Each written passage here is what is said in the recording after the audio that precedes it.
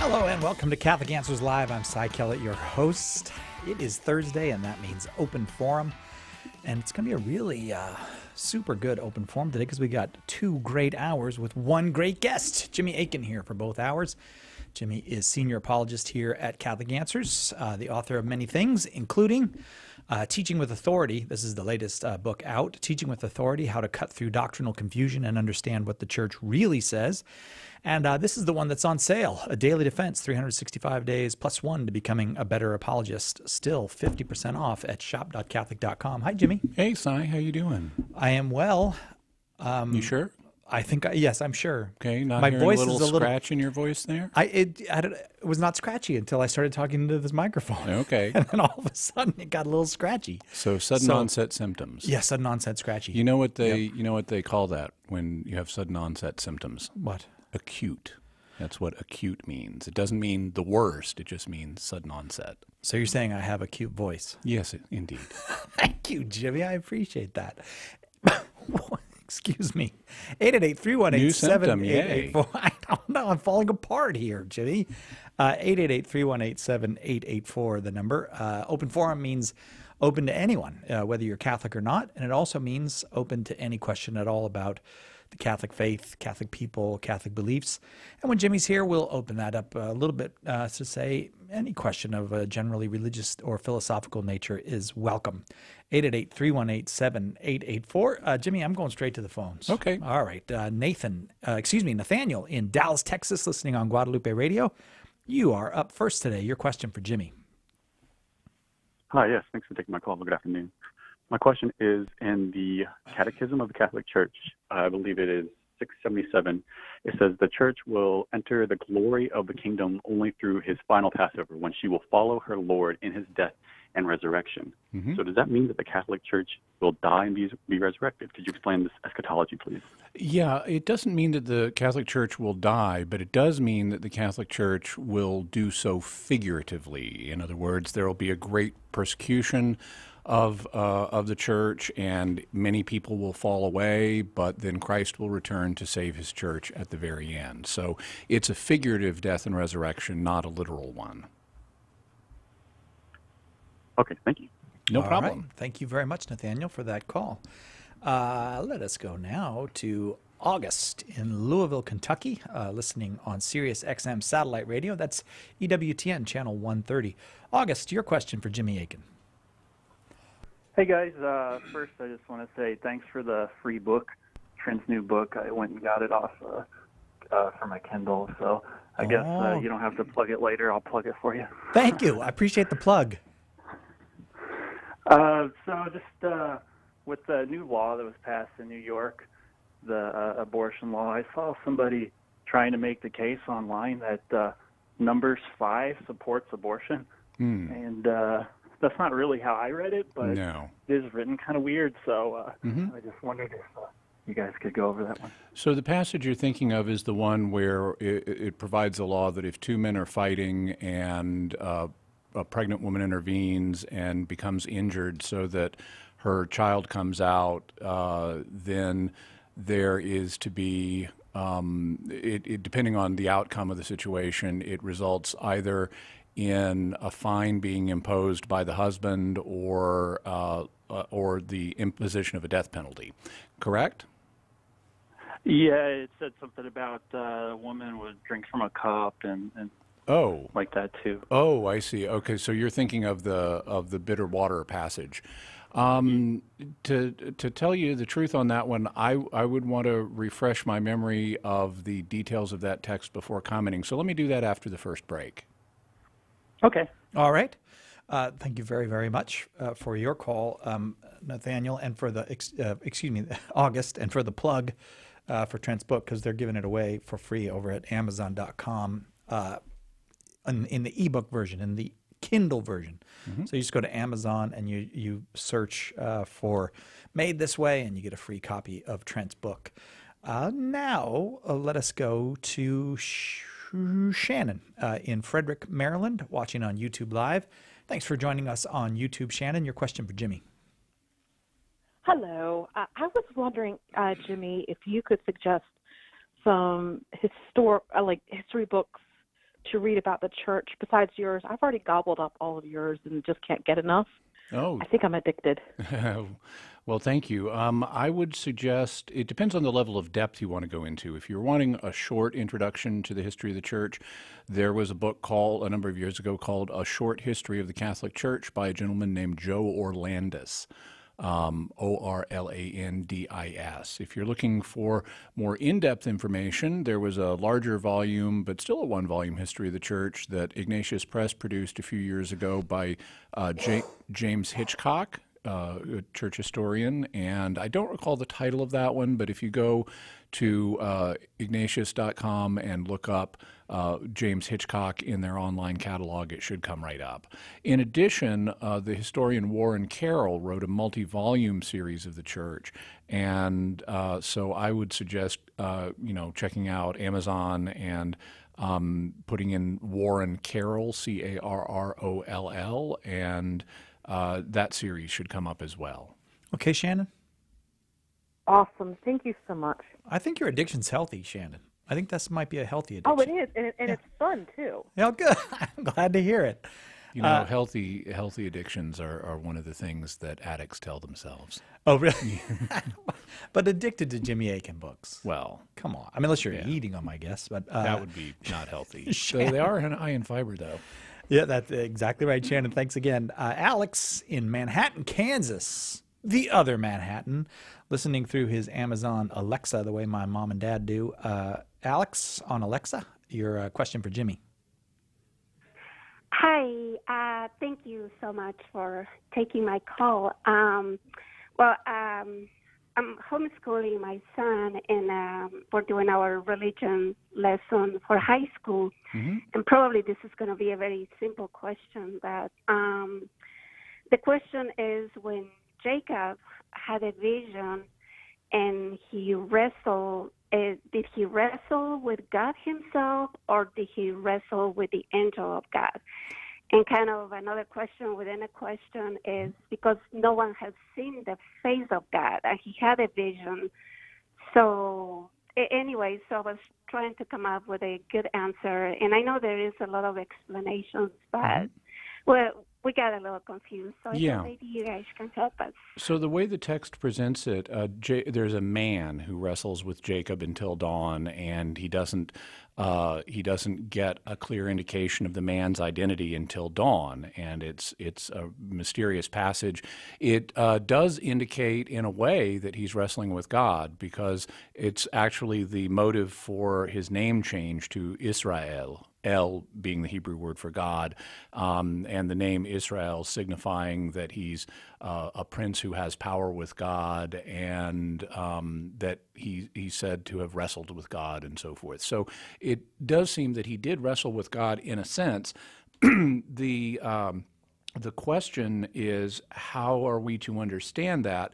It's true that no one has seen God in this life in his actual spiritual essence, because God doesn't have a physical form to see apart from the incarnation, and so it's not possible with physical eyes to see God in a literal sense. But it is possible for God to manifest himself in nature or in visions in a way that we can detect with our senses. Thus, for example, in the book of Daniel, Daniel has a vision of the Ancient of Days, by which he means the Father sitting on a throne in heaven. And John, similarly, in the book of Revelation, sees the Father sitting on a throne in heaven. And so God can manifest himself in visions in a way that's detectable by the senses.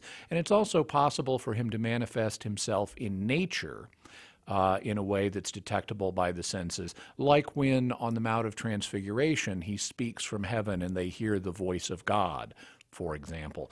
When that happens, whether it's an audible manifestation like a voice, or a visual manifestation like when God causes his glory to pass in front of Moses, it's what's known as a theophany.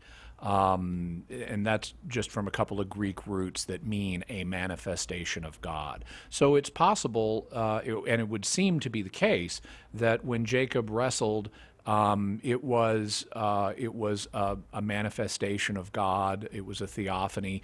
At the same time, though, one of the things we find in the Old Testament in particular is that sometimes the angel of God appears, and it's called the angel of God, as if there's only one. So that would suggest this is the chief angel. And sometimes the text will speak of this entity as an angel, and sometimes it will speak of it as if it's God. And so we needn't be overly detained by the word angel because it just means messenger. It doesn't have to mean specifically what we think of as an angel, but we do find these passages about the angel of God, who in some cases is spoken of as if he is God. And some, like church fathers, for example, and theologians, have suggested that the angel of God is a manifestation of the pre-incarnate Christ.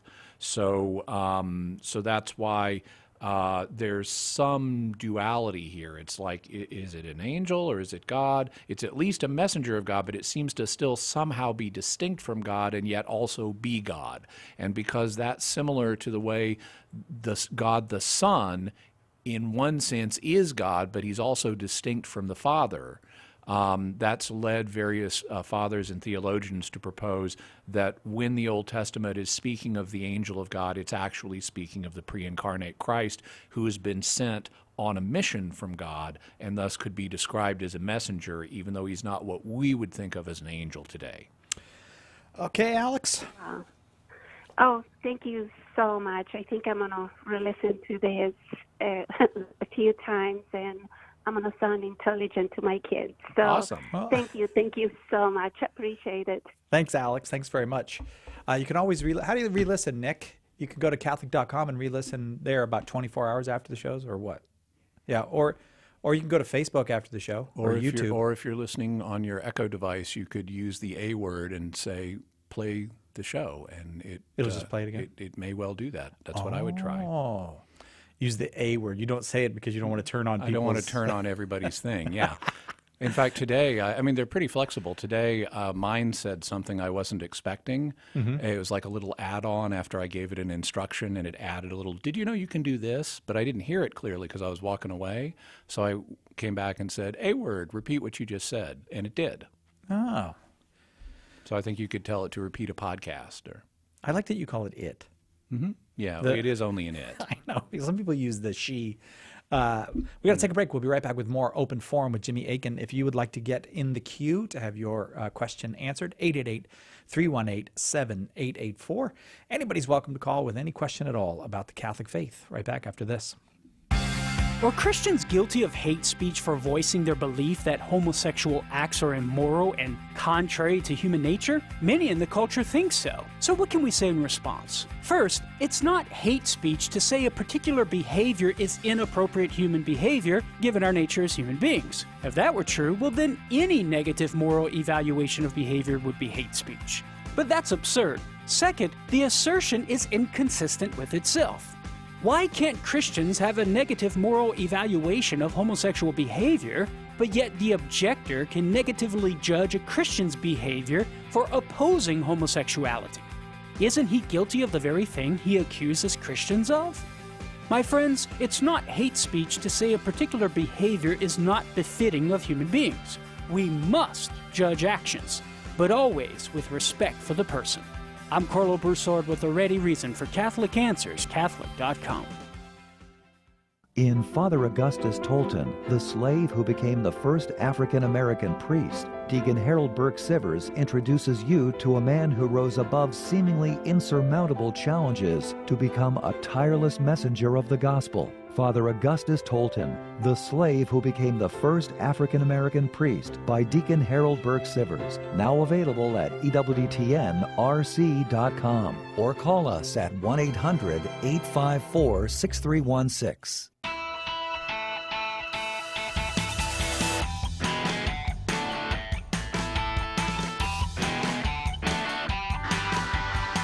Welcome back to Catholic Answers Live. Jimmy Akin, our guest this hour and next.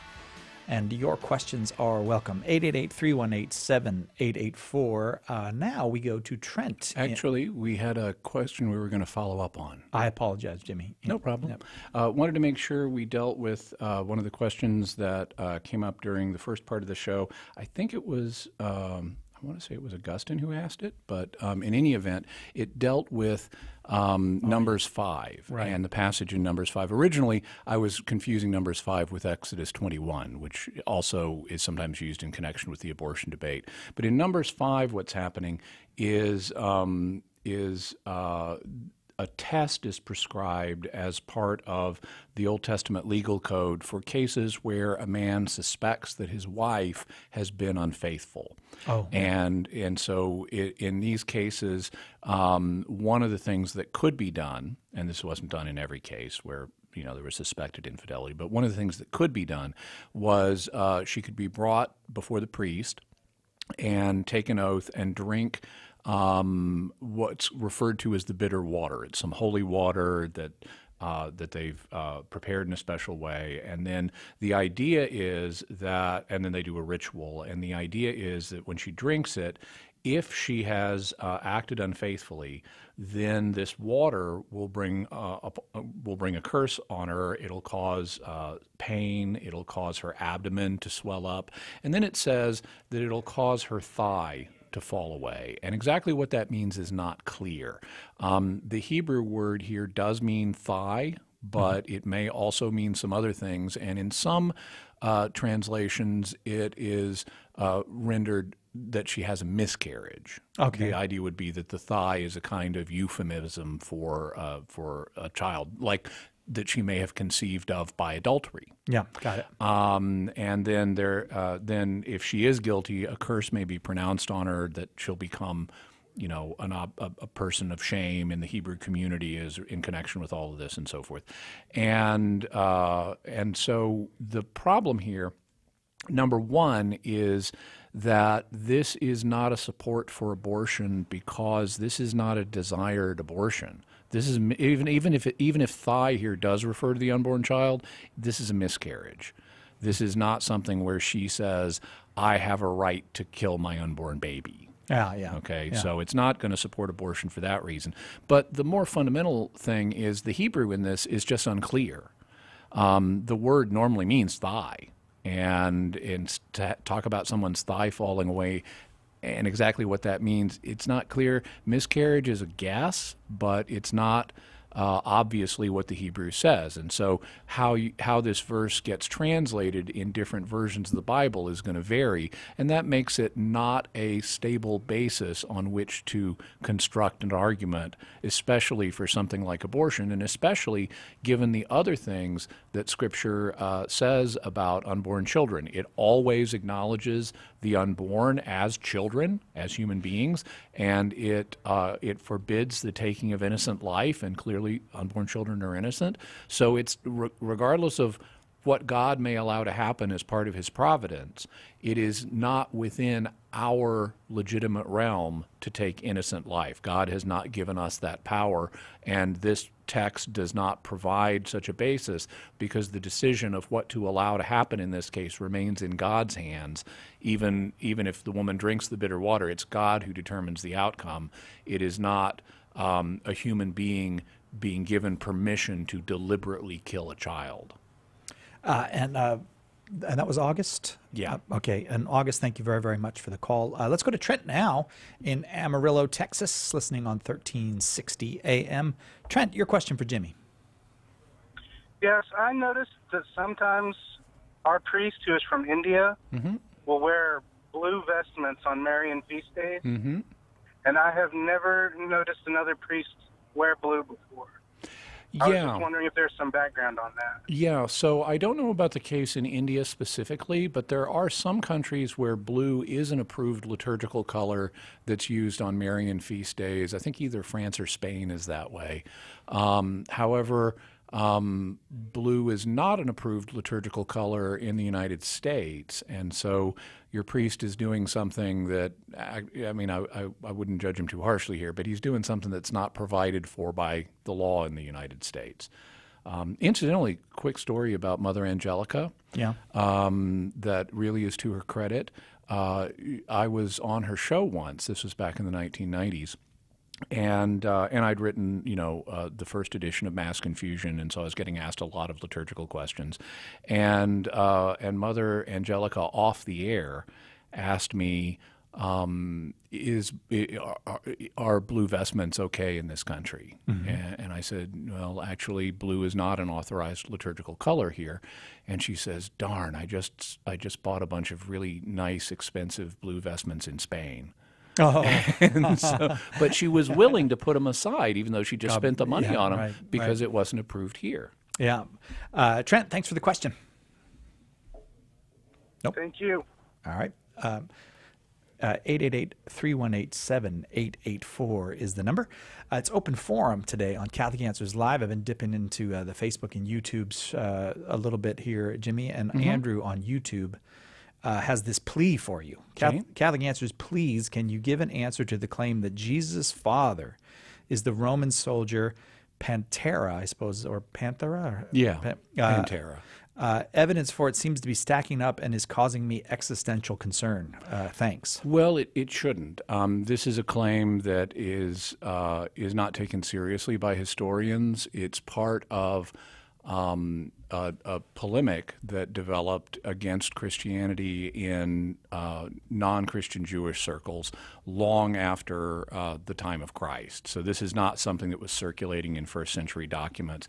It is mentioned in a kind of, and with or without the name Pantera, which means panther. Mm-hmm. It is found famously in a kind of anti-gospel that was circulated in non-Christian Jewish circles called the Toledot Jesu, or the generation of Jesus, generations of Jesus, and it isn't taken seriously by historians. One of the reasons for that is there appears to be a wordplay that is happening here. The Greek word for virgin is parthene. Uh-huh. And if you take parthene and you pronounce it a little bit wrong, you get Pantera. Yeah. And so the idea is that people who were opposed to Jesus in the Jewish community long after his own lifetime were aware of the Christian claim that he was born of a virgin, a parthene, and they wanted to dispute that, and so they twisted the word parthene into Pantera and made it the name of a Roman soldier. And so that seems to be the origin of this claim. And as I said, we don't have historical evidence for this. This is a later thing, and it seems to be based on a wordplay.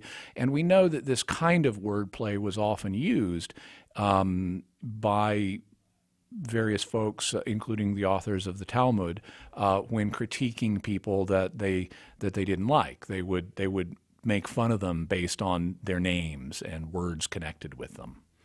All right, Andrew, I hope that helps the existential concern that you have.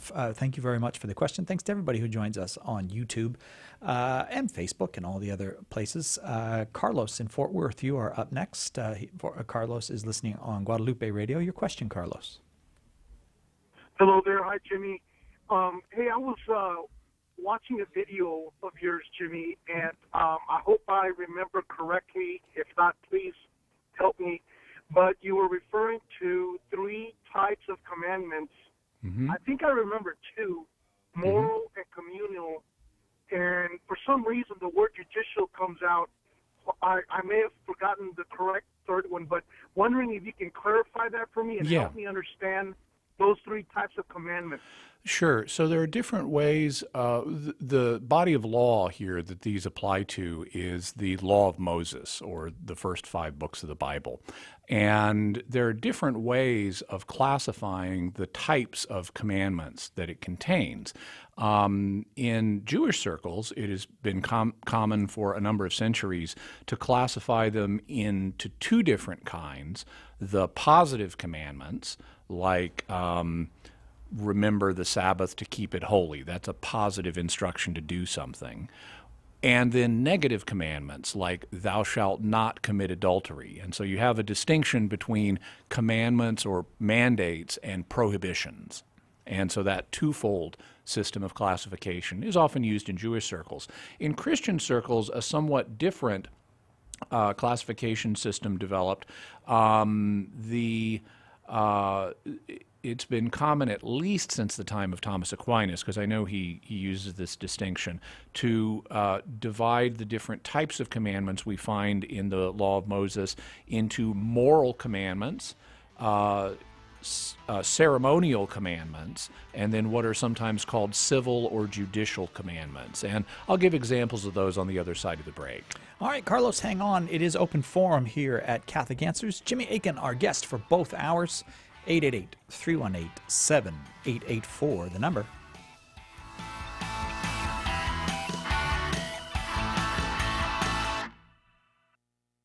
Bringing you the truth. Catholic Answers Live. In a culture that worships the pursuit of sexual pleasure, the Catholic Church's teaching on contraception can seem archaic and unintelligible. Its critics say it is outdated, theologically unfounded, and even harmful. And even faithful Catholics can have difficulty explaining this moral teaching. Catholic Answers is out to change all that. That's why we've just released Trent Horn's dynamic new DVD, The Case Against Contraception, using scripture, papal and magisterial teaching, natural law, and new insights provided by social science and medicine. Trent put forward a compelling case for Catholic teaching with his trademark charity and persuasive graciousness. Be prepared to give a defense. Order your copy of The Case Against Contraception today by calling 1-888-291-8000, logging onto the shop at Catholic.com, or asking for it at a good Catholic bookstore near you. Author Mark McNeil spent years in the Oneness Pentecostal movement, praying in its lively services, zealously spreading its unconventional teachings, and rejecting mainstream Christianity as misguided.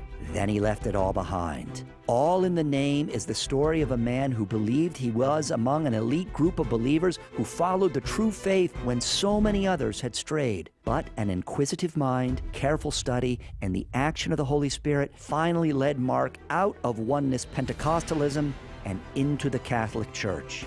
This is an inspiring conversion story you won't want to miss. It's a faith strengthener for Catholics and an intriguing challenge to those who deny the doctrine of the Trinity. Order your copy of All in the Name today by calling 1-888-291-8000, logging on to the shop at Catholic.com, or asking for it at a good Catholic bookstore near you.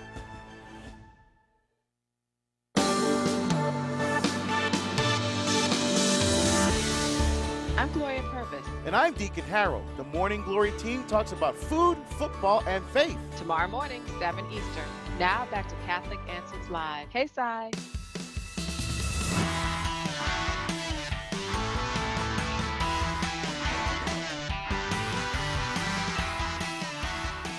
Nick, did you cut and paste that "Hey, Cy" in there, or was that really Gloria that said that? You think it was real? Did you do it, or did Gloria? You didn't? Oh, man, now I feel good. I'm back to feeling good again. I exist. Gloria Purvis said my name on the radio. We were talking with Carlos in Fort Worth, Texas, when we went to the break about commandments. Jimmy, you wanted to wrap that up? Yeah, so the first type of commandment, moral commandments, are ones that are part of God's eternal law that are binding on all people in all cultures. And those would include things like thou shalt not kill, thou shalt not commit adultery. But then, in addition to those commandments that would apply to all people in all cultures, God gave the Israelites certain commandments to regulate their religious and civil life. And so that led to the ceremonial commandments, which are things like circumcision and the law of sacrifices for the temple and the various Jewish feast days and so forth, like Passover and Yom Kippur and so forth.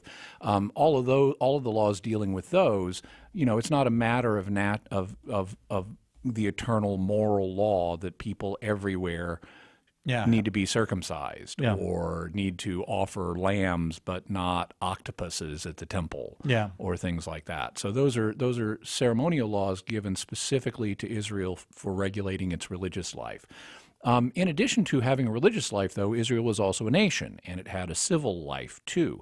And so it needed, for example, laws to regulate how it does things in court cases, for example, and legal procedures for dealing with crimes and things like that. And so an example of judicial law or civil law, it's called both things, but an example of a judicial law that they were given was they were told to establish certain cities that were known as cities of refuge. And the idea was because they didn't have a national police force at the time. They really didn't have police.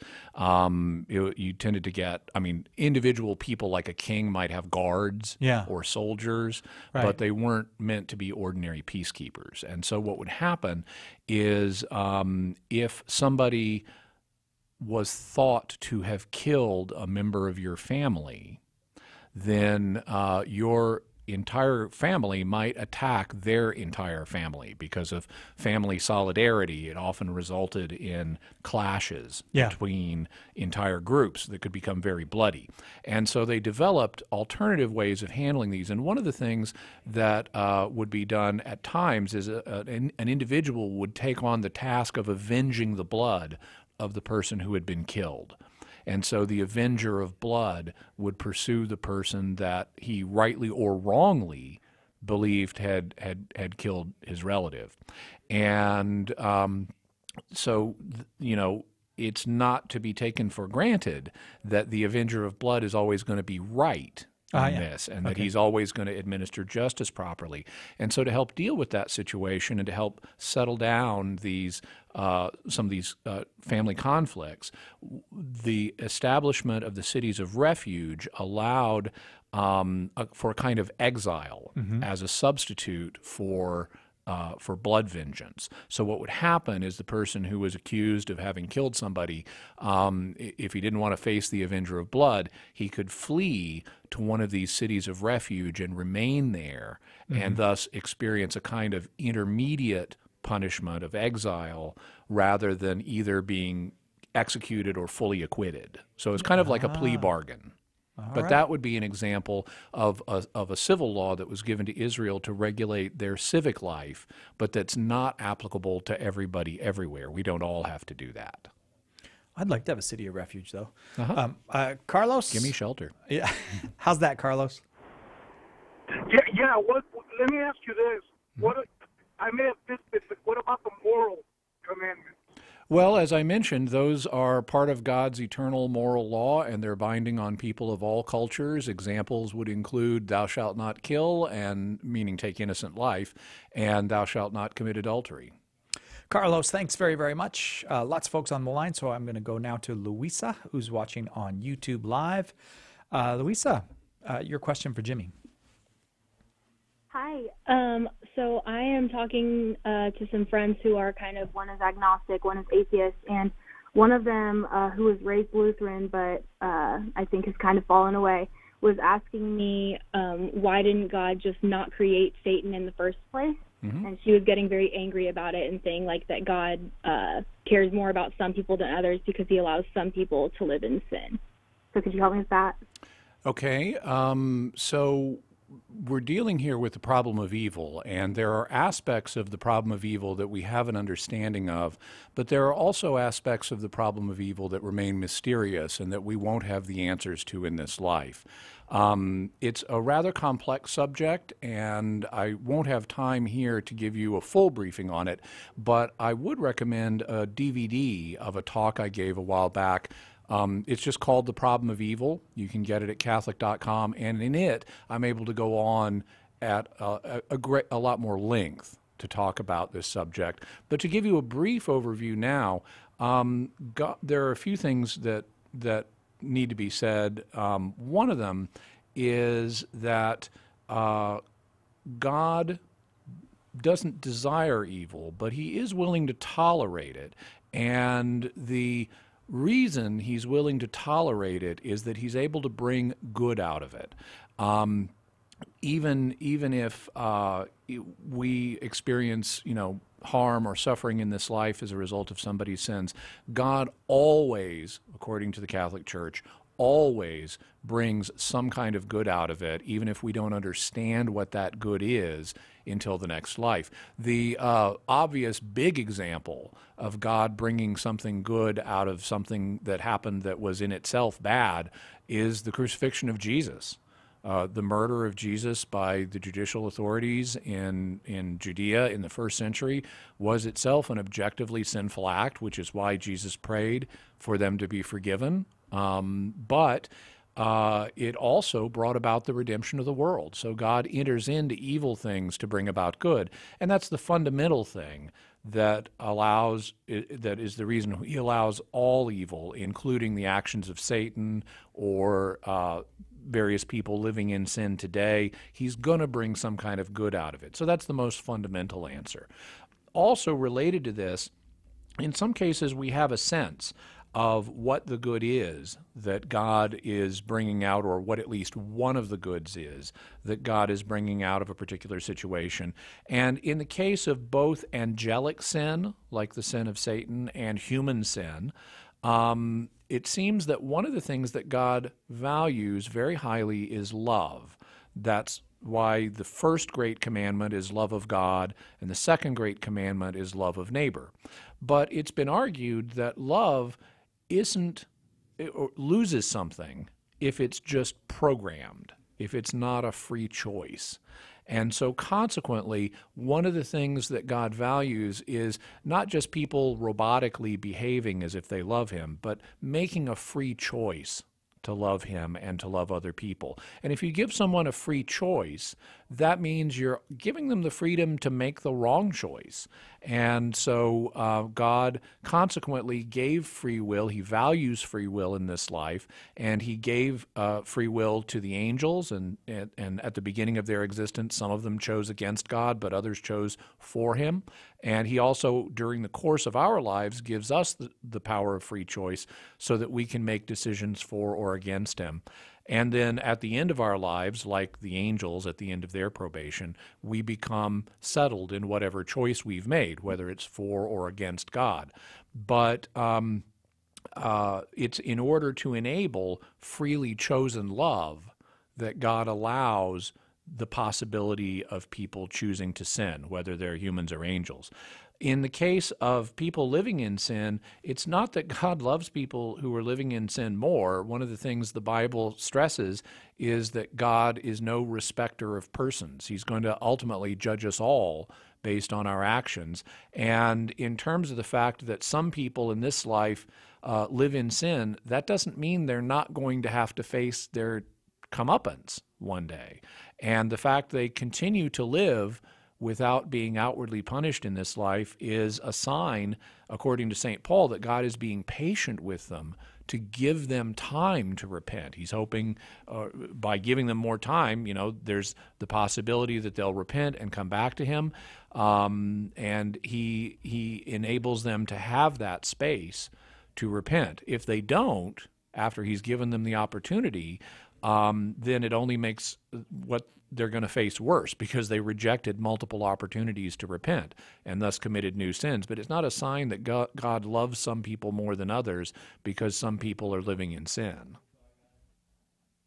Yeah, I definitely really like the part about the non-robotic love, and I've tried to get into that. I think what I meant more by the second part is that she was giving an example of, like, I, for example, live my Catholic faith, I love God, all of these things, but then she was talking about herself and, like, if God really does want people to love him, then does he love me more because he has taken me to a part of my life where I care about him, versus maybe he doesn't care about her because she doesn't believe. Yeah, I suspected that might be what you were wondering about. Thank you for clarifying. God does not. Okay, so fundamentally, God is not a respecter of persons, and so consequently, he loves everybody, and he makes it possible for everybody to come to him and be saved. Just because someone hasn't done that yet doesn't mean they won't, and it doesn't mean God loves that person less fundamentally than another person, but it does mean that someone who is living according to his will is pleasing him, in a way that someone who's not living according to his will is not pleasing him. It's like if a parent has two children and one of the children is a really good kid and does, what he's supposed to, and the other is just a scoundrel and is constantly disobeying his parents. Well, the parents wouldn't say, I love one child more than the other, but they would say that one of these children is doing what he should and the other is doing what he shouldn't, and that the one who's doing what he should is pleasing in a way that the one who's doing what he shouldn't is not pleasing and is in fact frustrating. So, there's always a limit to which we can use human language when talking about God, but fundamentally, God loves us all equally, and it's a question of, it's not that God loves you more in a fundamental sense when you are living in a way that pleases Him, but you are pleasing Him more. Louisa, I'm going to say thank you for that call. It is open forum here at Catholic Answers. Any question at all about the Catholic faith is welcome at 888-318-7884. And don't forget, right now you can get Jimmy Akin's A Daily Defense, 365 days plus one to becoming a better apologist for half off. It makes a difference in your year, in your day, when you have these things at your fingertips, either to look up when an issue presents itself, to read one each day, or just to enjoy every now and then thumbing through. Just go to shop.catholic.com and get your 50% off A Daily Defense. We're waiting for your call. Grab that line and get on board. Pope Francis reminds us that it does not take a specialized degree in theology to become a great evangelist. We're all called to evangelize. Think about the woman at the well. After she encountered Jesus, she immediately went into the city and invited others to meet him as she had. You and I can go out now and do the same. And St. Paul Street Evangelization can help. Get involved today by contacting us at streetevangelization.com. That's streetevangelization.com. Catholic Radio gives us an opportunity to become part of a larger family. It can be so lonely when we are struggling in our faith or just try to live our faith on our own. But Catholic Radio connects us to that larger community of faith where we're able to get the support, the encouragement, and the grace that we need to not just struggle on, but to really celebrate all the blessings that God brings into our life through our Catholic faith. Dr. Greg Popchak thinks Catholic radio is important. So should you.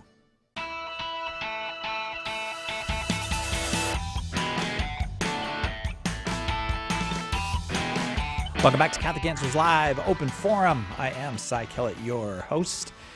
And in studio with us today is Jimmy Akin for both hours of Open Forum. So if we get to this top of this hour and we haven't gotten to your question yet, don't worry, don't despair, just hang on, we'll get to it. The number 888-318-7884. Any question at all about the Catholic faith is welcome, and you do not have to be Catholic to call. As a matter of fact, we welcome non-Catholic callers, 888-318-7884. 7884. Let us go then to Justin in Connecticut, watching on Facebook Live. Thanks for joining us on Facebook. Justin, your question for Jimmy. Hi, Jimmy. How are you? Doing okay. First off, I want to start by saying I read your recent book, Teaching with Authority. It was wonderful. I couldn't put it down. Oh, thank you. Thank you. Yes. So I am a university student, and I'm in a I guess you could say a non-denominational Bible study. And my question comes from our meeting last night. We were talking about prayers for the dead, and I had referred to 2 Maccabees chapter 12. Last night, sometimes we have a Catholic priest there, sometimes it's a Protestant minister. So it was a Protestant minister last night, and after the talk, he took me aside, and he laid a question to me that I don't know how to answer to, and he had a Good News translation with the Apocrypha, which he uses. And he opened the book, and he's going through all the texts that I know that the Catholic Church accepts. But after that, he said, well, what about this book right here? And he said, and it was a book called Second Esdras. Oh, right. And he said, he brought me to a section of chapter 7 of it, and there was a section that said there was, in the 1800s, a section of it had been found and restored to it, which clearly says in it, or it could be taken to say that prayers for the dead are not to be done. Mm-hmm. And he made an argument that the reason the Catholic Church did not accept this, and I think he named a couple others, some other Esdras book, and a prayer of Manasseh or something like that. Mm-hmm. He said that they were not consistent, that they chose some books to put in the Catholic Bible and others they rejected, and he used this reference in 2nd Esdras chapter 7 to say that a monk somewhere in the ancient church ripped it out, and then it was, and that was the reason why that book is not in the Catholic Bible. And I don't know how to answer that. All right, let's let Jimmy. We got it. So there are a few things to say here. The first one is the decisions about the canon were made in terms of ecumenical councils at the Council of Florence in the 1400s and at the Council of Trent in the 1500s. And I've encountered this claim before. This argument, or a version of it, is actually made by Norman Geisler and Ralph McKenzie in their book, Evangelicals and Roman Catholics, Agreements and Differences. And before the book came out, I read the manuscript for them, and I pointed out to them that if, as they say, this passage was not in the manuscripts that Florence and Trent were looking at, then it wouldn't have been possible for them to exclude this book on the basis of a passage that was not in the versions that they had in front of them. There seems to be a fundamental logic problem with the claim. In addition, it's been a while since I've looked at the text, and so I would want to look at it again, but I wouldn't automatically grant that anything that sounds like it might reject prayers for the dead is a rejection of prayers for the dead.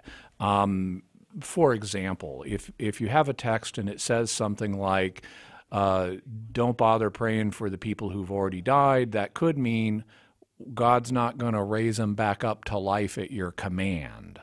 It doesn't necessarily mean there's no way you can help them in the afterlife by your prayers.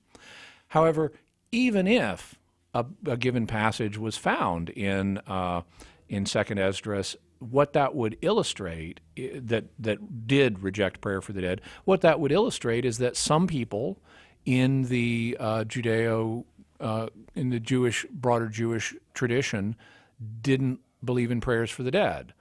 But that doesn't cancel out the fact that 2nd Maccabees indicates that some people in the Jewish tradition did think that prayers for the dead is a good thing. And so we would have two different opinions, and the question would be, how do we discern between them? He doesn't even consider, as a Protestant pastor, he doesn't even consider the book of 2nd Maccabees to be part of Scripture, and so it's not authoritative. Now, he also doesn't consider 2nd Maccabees to be part of Scripture, but he would have to acknowledge that even if his interpretation of this passage of 2nd Esdras is right, and even if it was in the original version, it's something that represented only one viewpoint at the time the document was written, and there were other competing viewpoints. Finally, I would say that praying for the dead is a natural instinct that people do even when they don't have a theological basis for it. Even people in the Protestant community just do it instinctively. As I know, because when my grandfather died, my grandmother, who was Church of Christ and very much opposed to all things Catholic, nevertheless talked to him, even though he had passed on. Mm-hmm. And Christians in all denominations pray for their departed loved ones, even if they don't have a rationale for it theologically. And there are passages in the New Testament that we both agree are canonical, that look like it's likely a prayer for the dead. If you look in 2 Timothy, Paul talks about a man named Onesimus, and the way he urges, he wishes for God to grant mercy to Onesiphorus and his household strongly sound like, at least, that Onesiphorus has died. Otherwise, Paul's prayer doesn't quite seem to make sense. Now, it's not a conclusive proof that Paul's praying for a dead person, but it sure looks like it. In addition, I would say, well, let's suppose, contrary to the evidence, that Trent did exclude 2nd Esdras from the canon because it rejects a Catholic teaching. What would that show us? It would show us that Trent was right to do so. And so from a Catholic point of view, even if that was the reason it was excluded, and it's just not, if you look at we have the records of Trent, and they don't say, ooh, we got to exclude this book because it has a passage that hasn't even been rediscovered that deals with prayer for the dead that we don't like. That was not one of we know what they discussed, and that was not one of the issues. You can read Hubert Jadin's History of the Council of Trent if you want more information on the debates that were involved in the canon decision. So I would say it's just factually false, and even if it were true, all it would mean is Trent was right. Okay, Justin? Yeah, thank you. That's great. I'm going to have to rebuke him next week. Hey, Justin, while we got you, I want to send you a free book, Gary Machuda's book, Why Catholic Bibles Are Bigger. It might be of help to you as you consider these things. Assistant producer Marie, can we send him that? Hang on, Justin and Marie will get your, what's the word we say, Nick? Address. Oh, yeah, okay. Thanks, Justin, for the call. Jordan in Detroit, Michigan, listening on Ave Maria Radio. You are up next, Jordan. Your question for Jimmy. Hey, good evening, guys. Thanks for taking my call. So I recently read an article from a Protestant pastor that essentially pulled out points of the New Testament where St. Paul almost hit the whole Protestant pastor's point was that the Jewish law was essentially to make us feel as human beings that we are sinners and we need a Savior. So he pulled out, like in Romans where it says, the law worketh wrath, 2 Corinthians, law is ministration of condemnation and of death. Galatians, those who follow the law are under a curse, and Christ redeemed us from the curse of a law. Mm-hmm. And I'm actually reading currently the Drama of Salvation, and it's incredible. So I think I have a good grasp of like the Catholic teaching between like when St. Paul is talking about works of the law, but just wanted to get the Catholic understanding of like what's our, I guess, disposition to the Jewish law. Do we think that God made it for us so that we can feel like we're sinners and need a Savior, or was it truly there to give us like freedom in the Jewish law? This isn't really a matter that is something the Church has devoted substantial magisterial teaching to. This is more something that biblical scholars and theologians have explored. So I can answer it from that perspective. But basically, this theory that you do encounter in some circles in the Protestant community, but only some circles, holds that essentially the principal purpose of the law was to drive people to despair so that they would realize their need for grace and embrace Christ. And that's not the way the law functioned prior to the time of Christ, because you had 1,500 years almost prior to the time of Christ where people did not have the ability to consciously embrace faith in Jesus Christ. And the function of the law wasn't simply to drive people to despair over their own sinfulness. That doesn't fit the sense that you get when you read the law itself, which is our primary text for establishing this kind of question. You read the law for the text itself and say, okay, what's God trying to accomplish here through Moses as he's giving this law? It's not, I'm driving you to despair. Instead, it's, I'm giving you good laws that will help you live in a good way that pleases God and brings blessings upon you.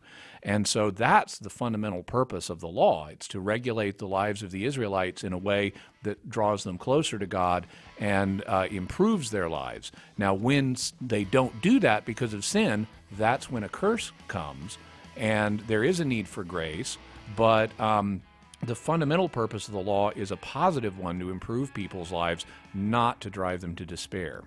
Jordan, thank you very much for that call, for that question, and for mentioning Jimmy's book, The Drama of Salvation. In case anybody didn't know, that's a Jimmy Akin work. 888-318-7884 is our number here. We've got another entire hour of open forum with Jimmy Akin.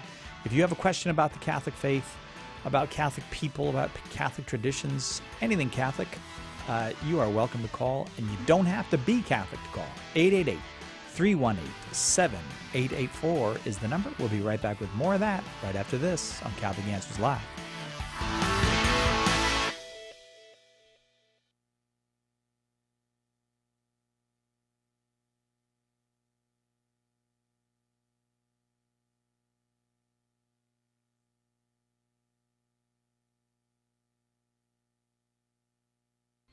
You're listening to Catholic Answers Live.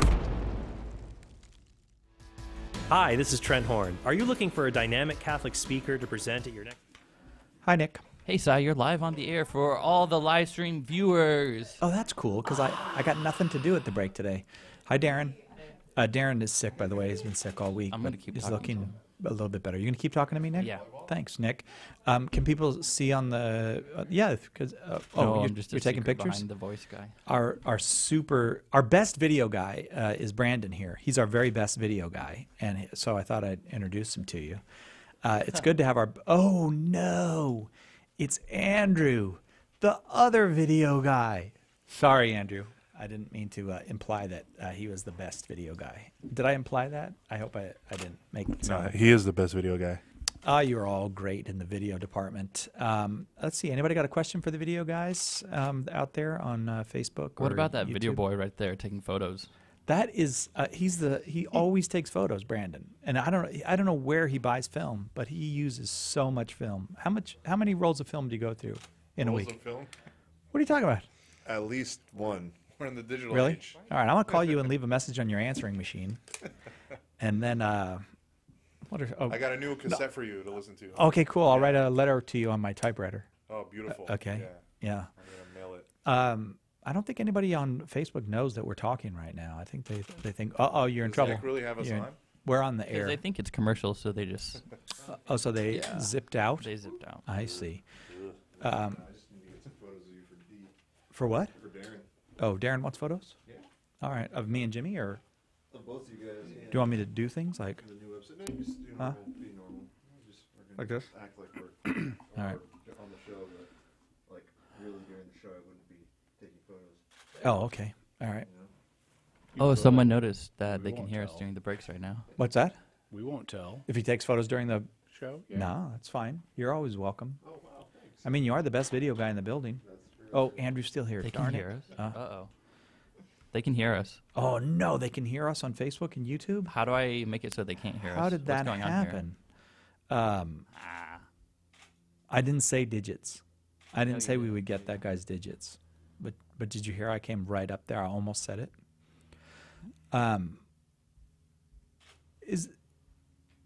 We should probably... What? Is it... Sorry. Did you want to say anything to the Facebook or YouTube people, Jimmy, or are you busy preparing for the next hour? Hi, Facebook and YouTube people. Hey, Facebook and YouTube people. Let's see. How many times has his camera broken while taking pictures of Cy? That's not a real question. That was good. Nancy Ann says, we can hear you. We knew that, Nancy Ann. We have... Nick got this thing soldered into the soundboard that makes it possible for him. What's it called, Nick? What's the thing called that you got soldered in there? The thing that's soldered in there? Yeah. Oh, yeah. We had the aux system soldered, so now it is now. The fader is post. Oh, now you have I forget. Never mind. Now it's post fader instead of pre fader, and so we can do sound out. You're scaring me to, now. To I them. Can't just think like that. Yes, I can. Hey guys. I know you know. Nick's super smart. He has a bachelor's degree in sound Bachelor in science. And bachelor in the science of sound. Or Sound something. recording and technology. From Texas State in San Marcos, Texas. Right.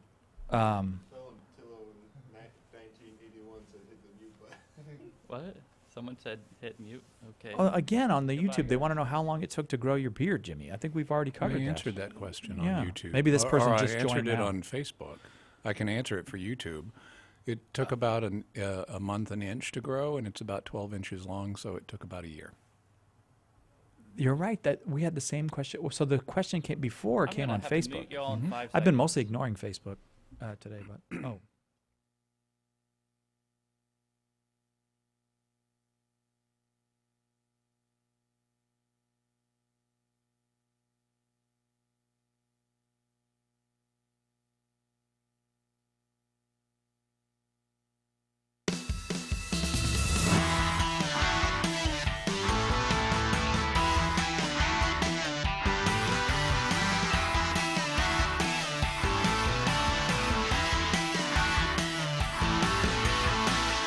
Welcome back to Catholic Answers Live. It's Open Forum, and Jimmy Akin is here. Jimmy is senior apologist here at Catholic Answers. More than 25 years an apologist. Yeah. That's pretty good. Here. Jimmy. Here. Oh, right. Mm-hmm. Were you apologizing before you came here? You must have. I was, yeah. That's how I got the job. Wait a second. I don't think I actually know where you came from directly before you came here. Like, what was your job right before the immediate job? I was a philosophy teacher at the University of Arkansas. I didn't even know that. That is. Do you know what job I had right before I came here? You worked at another radio station. Yeah. You worked at a radio station. Yeah. Doing a talk show. Yeah, doing a talk show, right. That's how you got this job. Right, and right, that's exactly right, because they wanted me to, the public wanted me to talk less. So they gave, so he said, why don't you be the host of Catholic Answers Live? Let other people talk a little bit. 888-318-7884 is the number, 888-318-7884. I was never a cook. I've never been a cook in a Chinese restaurant. Did you know that? I did not know that, but it would have been a safe guess. Not too many people have, although, as you know, I know a guy who was. As you know, I am one. Yeah. Yeah. Yep. 888-318-7884, the number. It's open forum. You can be Catholic and call. You can be not Catholic and call. You can be not sure whether you're Catholic or not. Anybody is welcome to call, 888-318-7884. And we welcome any question at all about the Catholic Church, the Catholic faith, Catholic beliefs, or when Jimmy's here, we broaden that out to questions of a more generally religious or philosophical nature. If you've got those, give us a call, 888-318-7884. We go to Joe in South Dakota, listening to EWTN on Channel 130, Sirius Satellite Radio. Joe, your question for Jimmy. Hey, thanks, guys. Two-part question. First of all, are papal bulls infallible in part or in their entirety? And then maybe a little more specific, the 1452 Pope Nicholas papal bull, which some have suggested led to this doctrine of discovery. Could you comment on that and explain that a little bit? Thank you. Yeah. Okay. So first, we need to talk about what a papal bull is, because people hear this word and they often don't have an idea of what one is beyond the fact that it's some kind of papal document. Okay. A bulla in Latin, the word originally meant bubble,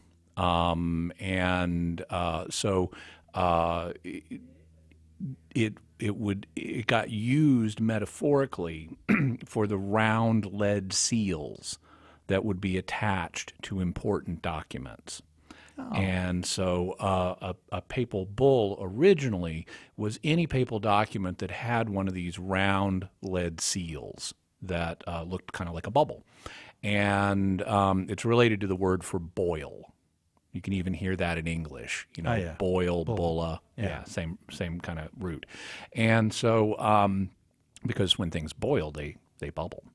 And so, over the course of time, the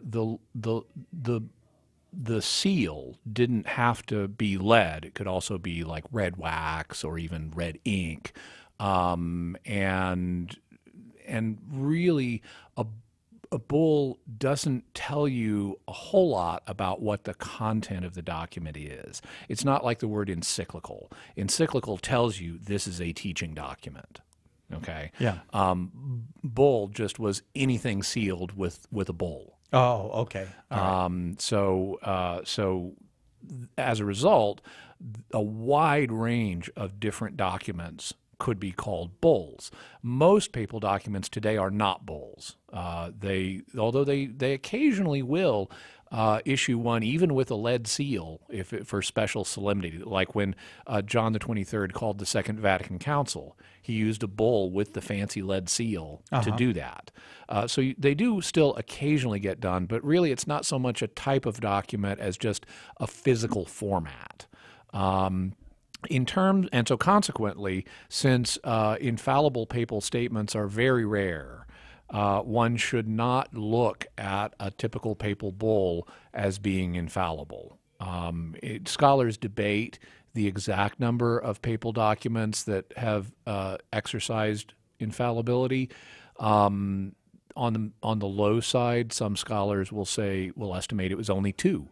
On the high side, some scholars have proposed, around 12 or 14. Most scholars are kind of in the middle and think only like 6 or 8 documents have exercised papal infallibility. Okay.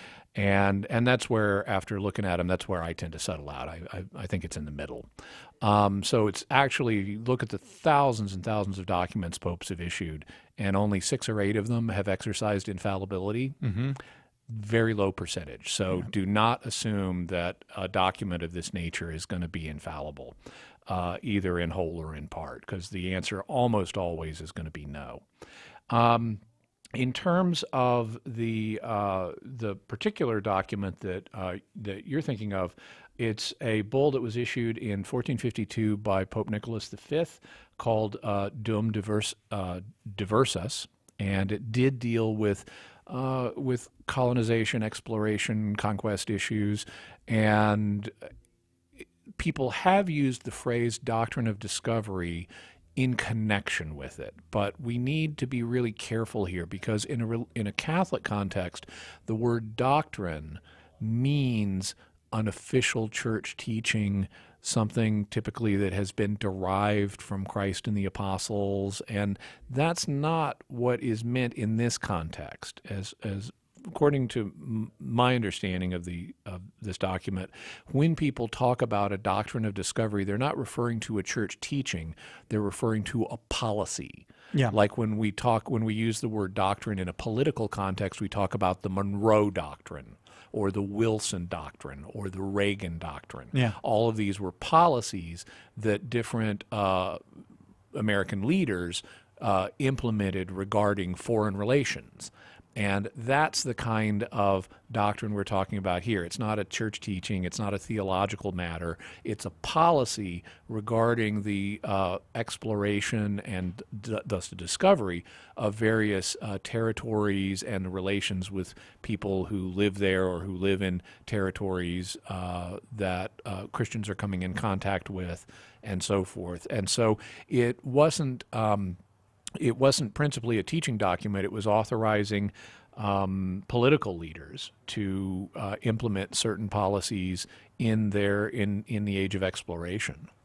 And it's not enforced today as a result, as that age is long gone, and all of the documents that authorized various things have lapsed in terms of legal force by this point, because canon law has been integrally reorganized. Okay, Joe? Yeah, thank you very much. Thank you very, very much. 888-318-7884, the number. It's just 2 days left. You can still claim your free Kindle copy of Made This Way. Going to Made This Way, the Kindle page for Made This Way at Amazon.com. Coming up on 5,000 people have downloaded their free copy so far. So go to Amazon.com, look for Made This Way, and on its Kindle page, get your free copy today. Hang on, we'll be right back with more Catholic Answers Live. Homeschool Connections, an online provider of courses for your Catholic homeschool, is a sponsor of Catholic Answers Live. Homeschool Connections website is homeschoolconnections.com. Catholic Answers Live is brought to you in part by CatholicSingles.com, the website for Catholics who want to meet others who share their Catholic values for faith, fellowship, and love. You can learn more at CatholicSingles.com. Catholic Answers Live thanks CatholicSingles.com for their generous support. EWTN teaching the truth. I love listening to Catholic radio. It's perfect. It provides peace and it builds us up and strengthens us. We listen to it whenever we're in the car. My husband and I love it. He got me started with it before he even became a Catholic. He owns his own business, and so he's working by himself, and he listens to Catholic radio, and he's called in several times too. It's using the technology that we have for good. EWTN. Live truth. Live Catholic.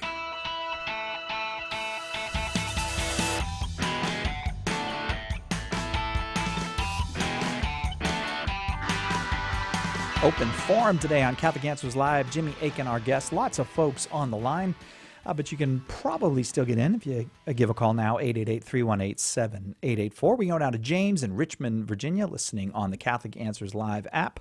Thanks for downloading the app. James, your question, please. Hi, Jimmy.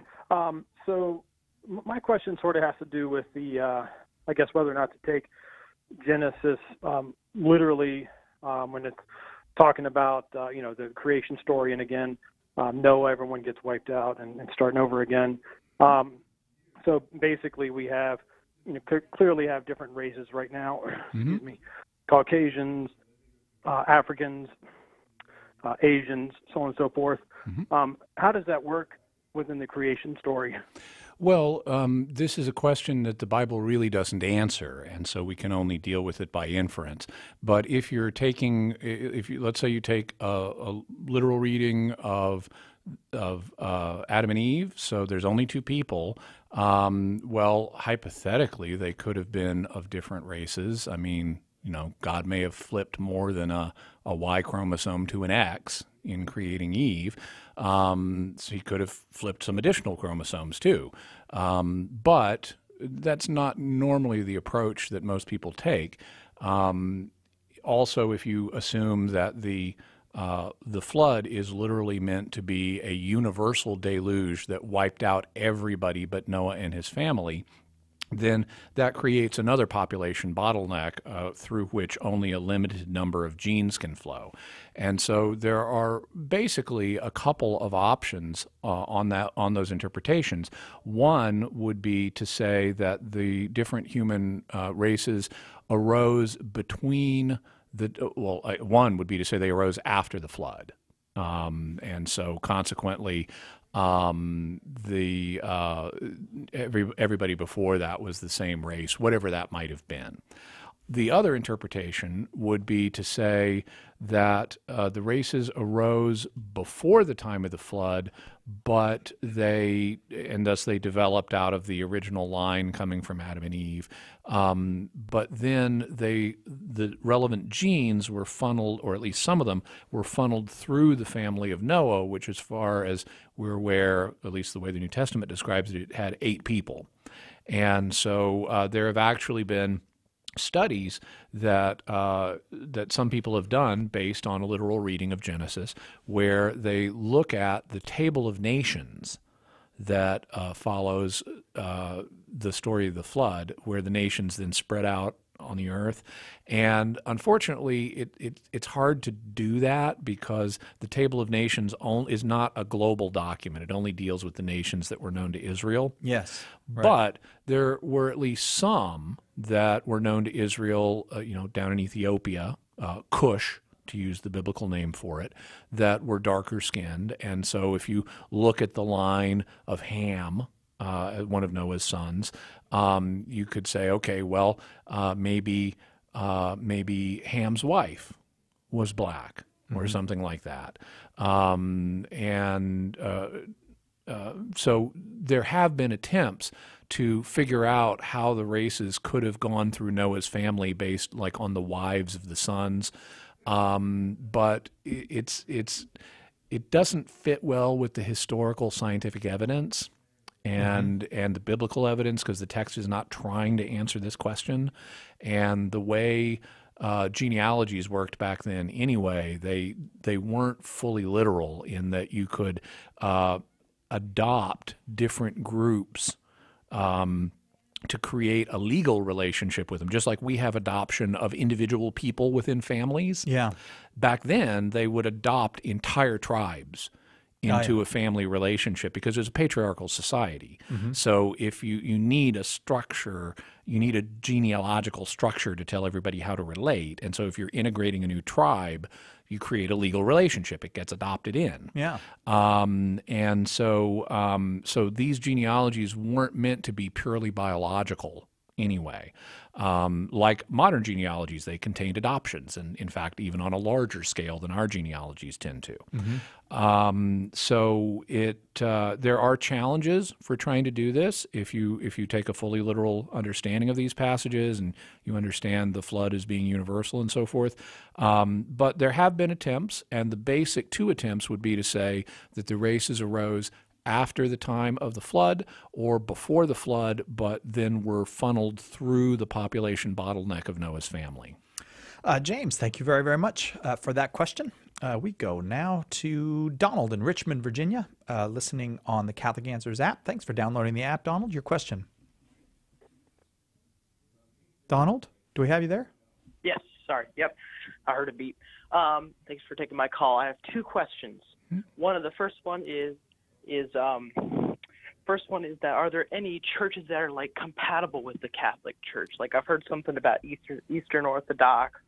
And then the second is, can there be any churches that are compatible, or can the Catholic Church be the only one that can be like the true church? The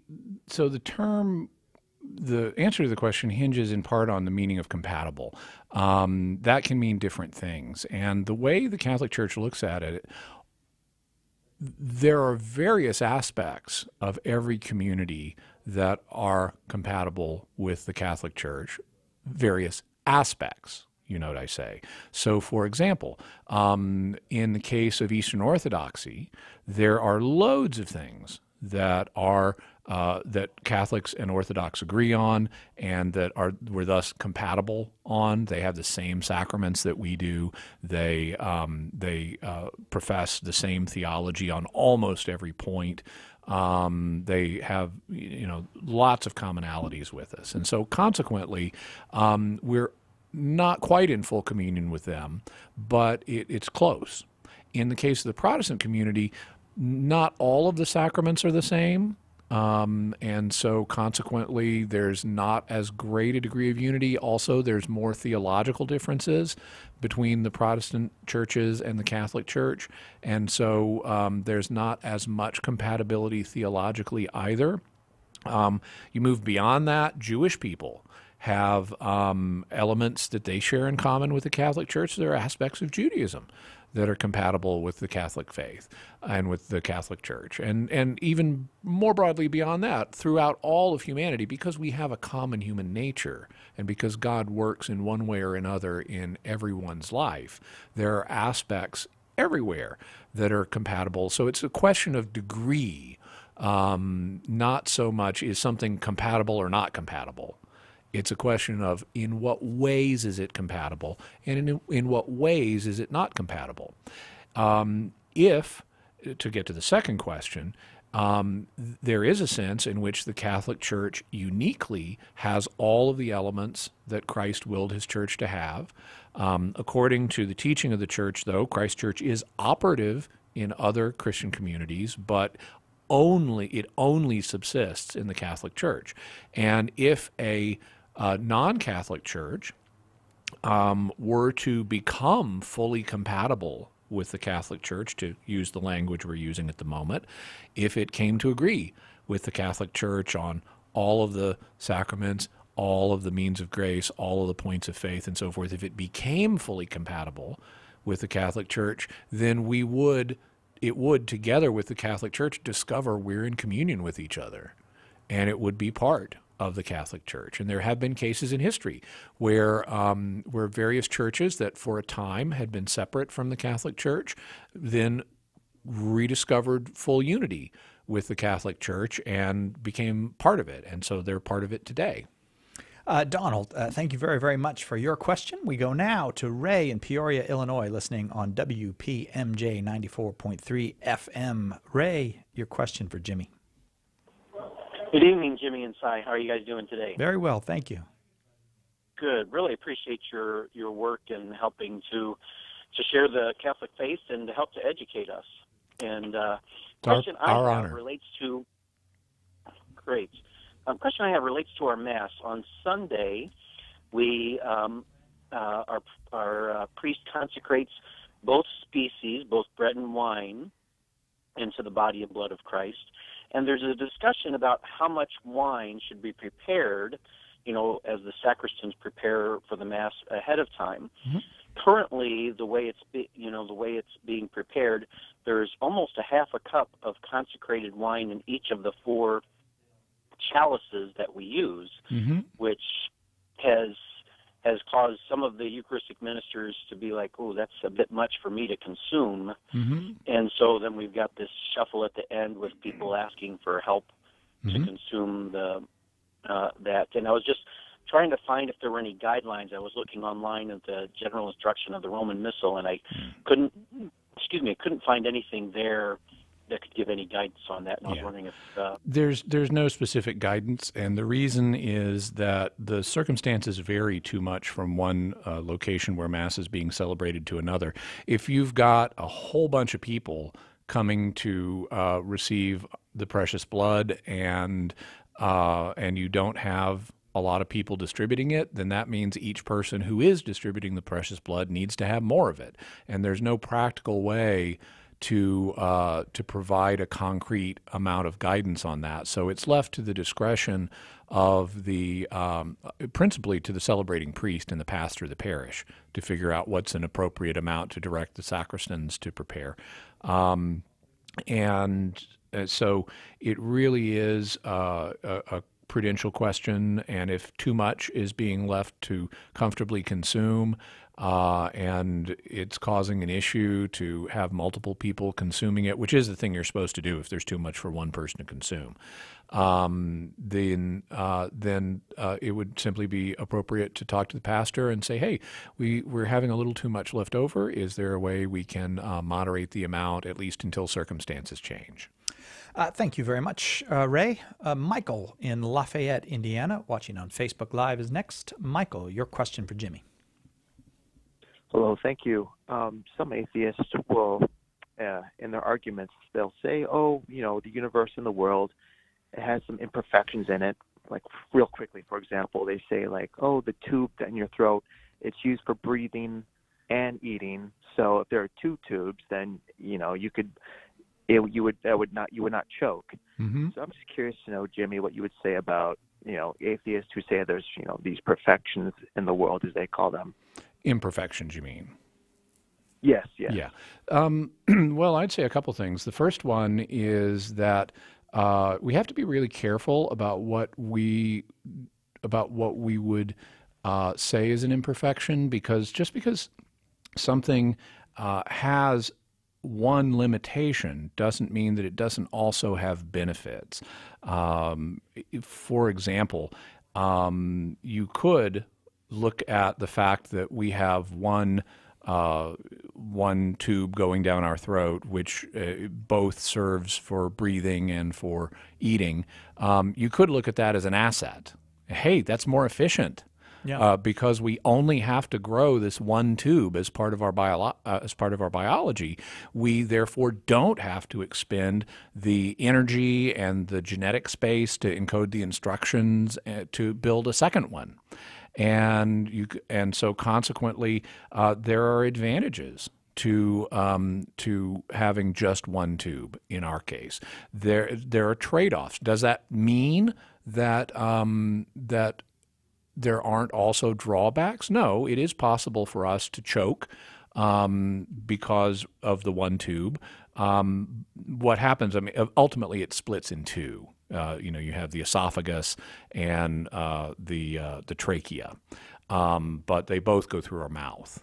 Well, imagine if you had to build a whole separate structure to accommodate 2 tubes. That's going to take up biological resources, including genetic space in our genes, and also food, and there's going to be developmental time associated with that. Inevitably, in biology, if you build one thing, there's a set of trade-offs you're making. And so that makes it really hard to look at something and say, ooh, that's just an imperfection. because it almost never is. If it was something that was just a fatal imperfection and there were no trade-offs, then whatever has the fatal imperfection would die. And so, so from a scientific viewpoint, even if you take God out of it and attribute all of this to just blind evolution, evolution made these trade-offs because they were successful. And if an organism, from an evolutionary perspective, is adapted to its present environment, then that's a successful organism, and it's not something you can just say is an imperfection or a mistake. It's successfully adapted to this environment, and that's the only criterion of success in evolutionary terms. Does it work in this environment such that it lives long enough to reproduce, typically? And so I would say, just from an evolutionary perspective, even without bringing God into it, it's really hard to just say something's a mistake or a flaw. There's always trade-offs. But then to bring God back into it, if evolution can make these trade-offs, God can also make these trade-offs in designing us.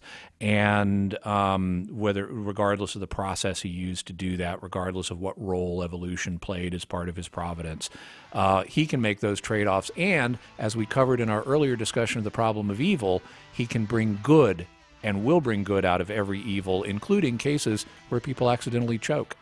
Thanks, Michael. Thanks very much for that. I still wish when I go snorkeling, it would be so convenient to have a blowhole in the back. You know, just keep your face down. Well, then you could drown through your blowhole, though. Think of the dolphins. Do dolphins drown? Got questions? Visit us today at Catholic.com. A generation ago, Christian parents didn't have to worry about how to explain transgenderism to their 9-year-old or help their teenager deal with mockery at school for believing in traditional marriage. But today, as our culture's moral center continues to fly apart, and with every form of deviance publicly aired and celebrated, we have no choice but to equip our kids to understand about such issues. In Made This Way, How to Prepare Kids to Face Today's Tough Moral Issues, Layla Miller and Trent Horn give parents the crucial tools and techniques to form children with the understanding they need, appropriate to their age and maturity level, to meet the world's challenges. Silence can no longer be an option. If we're not teaching our children how to understand tough moral issues, then the world will. Read Made This Way and learn how to give your kids a firm foundation on which to build a life of moral clarity and happiness. Order your copy of Made This Way today by calling 1-888-291-8000 or logging on to the shop at Catholic.com. Have you subscribed to the Catholic Answers Radio Club newsletter? This is Catholic Answers Live host Cy Kellett, and I want to tell you about our new weekly newsletter full of behind-the-scenes information and facts you need to know about the show. It's easy to sign up. Just visit CatholicAnswersLive.com and look for the newsletter sign-up box on the front of the page. It's a great way to keep up to date with what's happening with the show and see what's coming in the days ahead, delivered weekly into your inbox. Sign up today for the Catholic Answers Radio Club newsletter and see what you've been missing. Go to CatholicAnswersLive.com.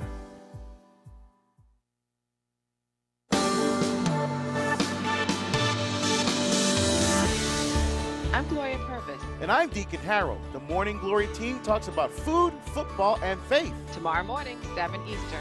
Now back to Catholic Answers Live. Hey, Cy.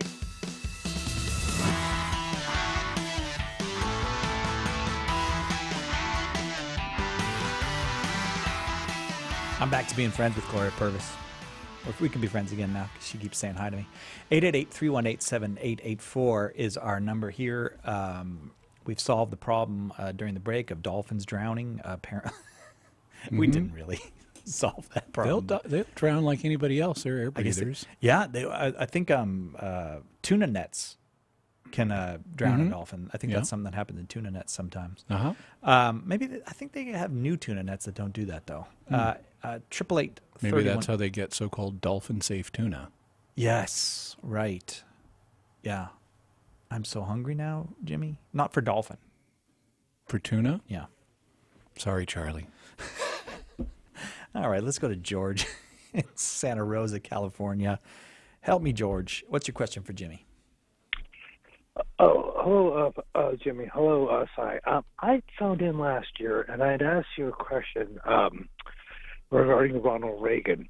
Okay. And just, I believe in truth in advertising. I am a Protestant, so Okay. I realize we have some serious theological issues. But anyhow,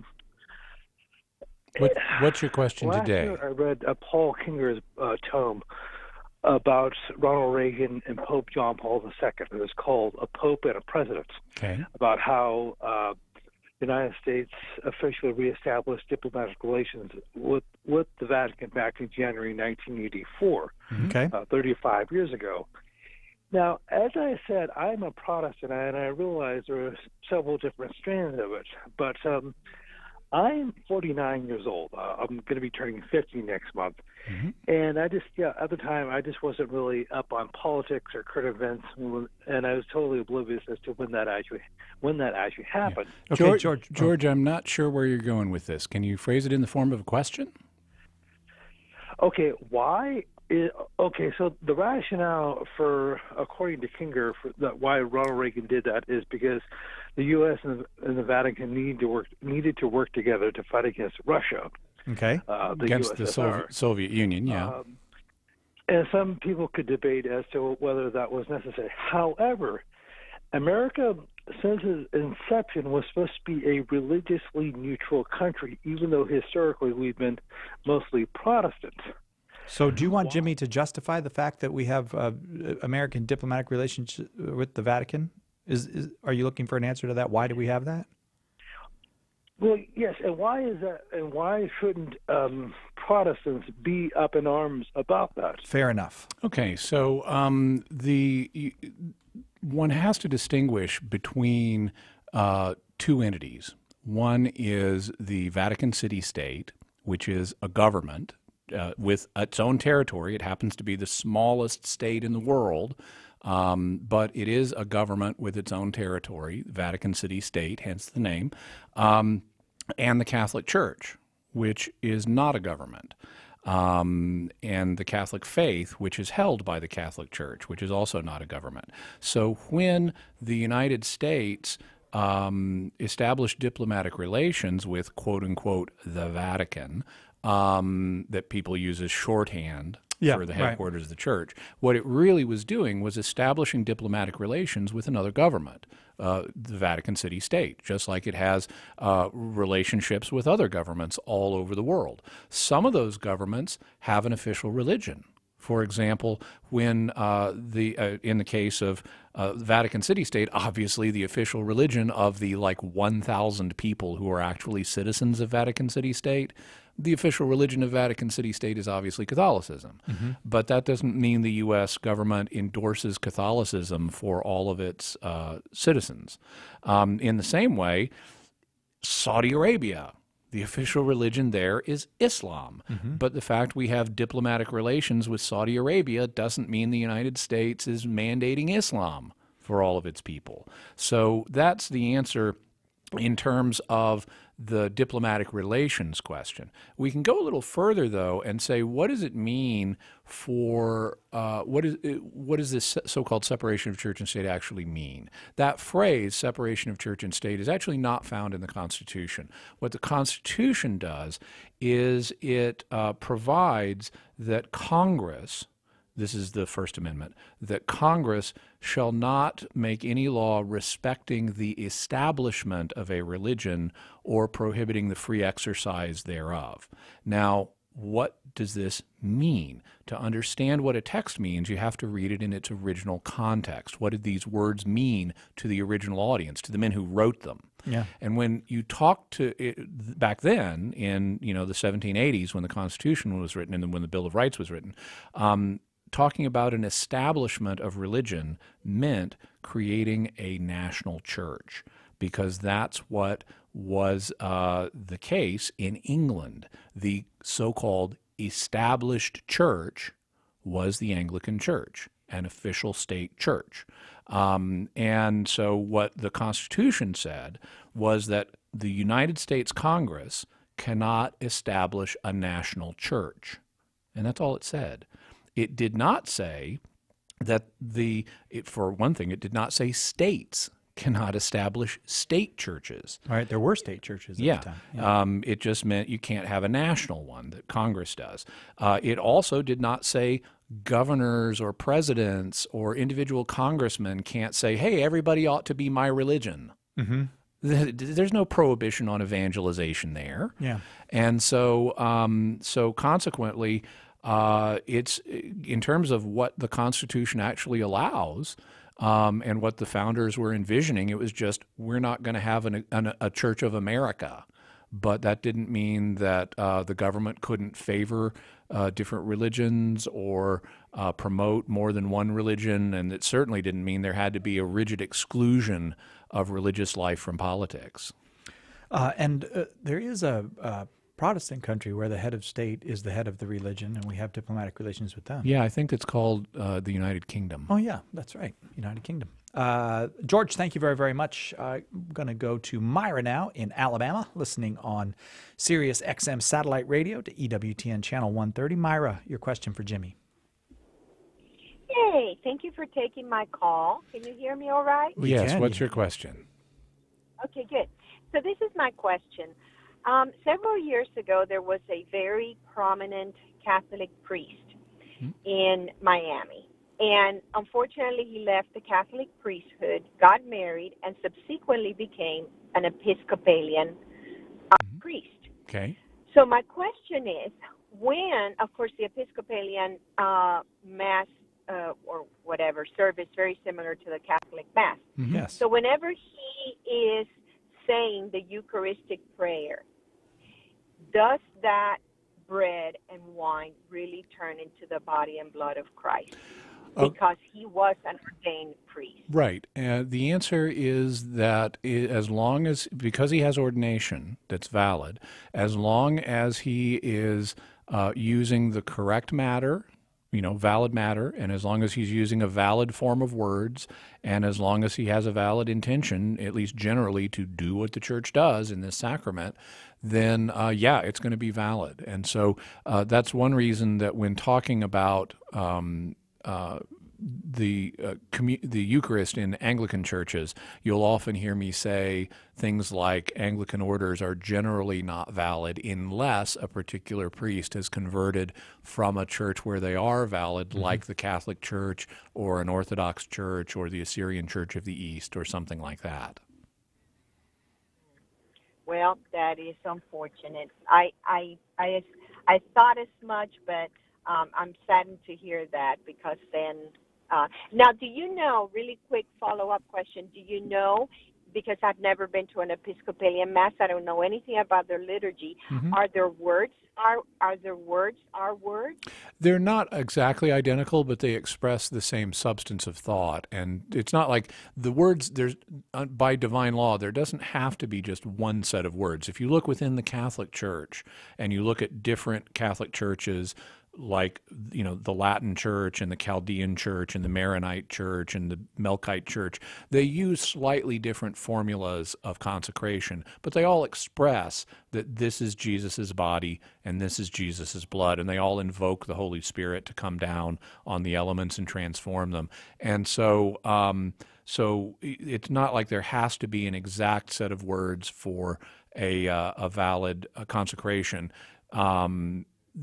Not that there has to be a single set of words for a valid consecration, but the thoughts have to be expressed. And in the Anglican liturgy, the words that are used do express those thoughts. Myra, thank you very, very much for that call. We got to take a break. We'll be right back with more right after this on Catholic Answers Live. We'll be right back with more Catholic Answers Live. Do you love praying for people?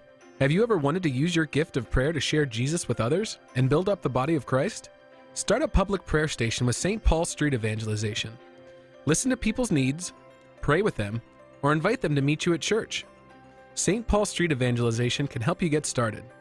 Find out how at streetevangelization.com. That's streetevangelization.com.